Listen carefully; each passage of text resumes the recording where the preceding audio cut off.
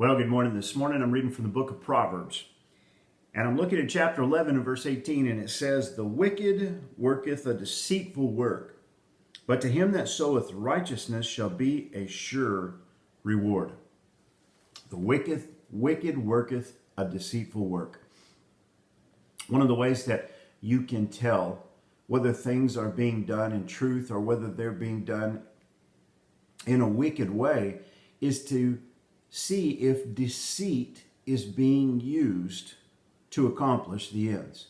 You know, wicked people think that the means are justified by the end, but that's not true.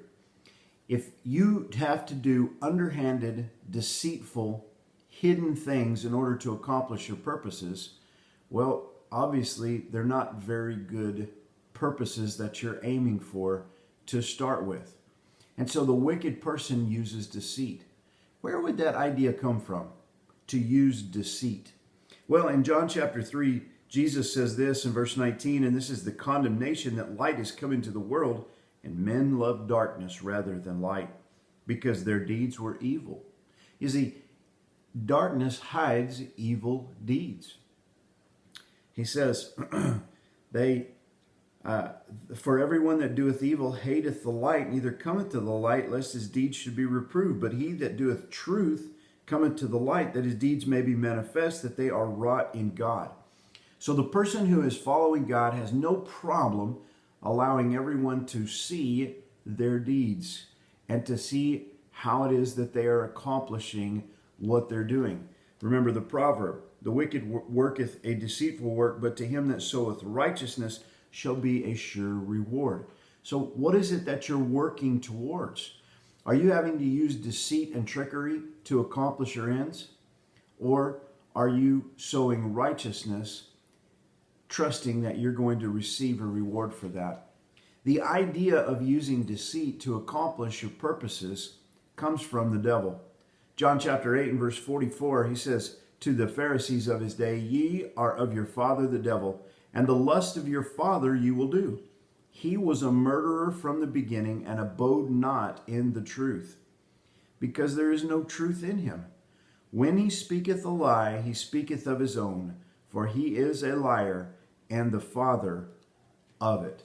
Satan is the father of lies. The idea that you might use lies or deceit to accomplish your purposes just goes to show you that you're not carrying out good and godly purposes to start with. Because if you were, well, people would probably be on board with that.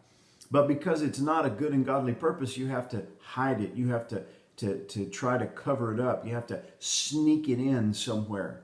Like these giant bills that Congress tries to put over on the American people that's named one thing, but then it has all of these things hidden down there in thousands and thousands of pages.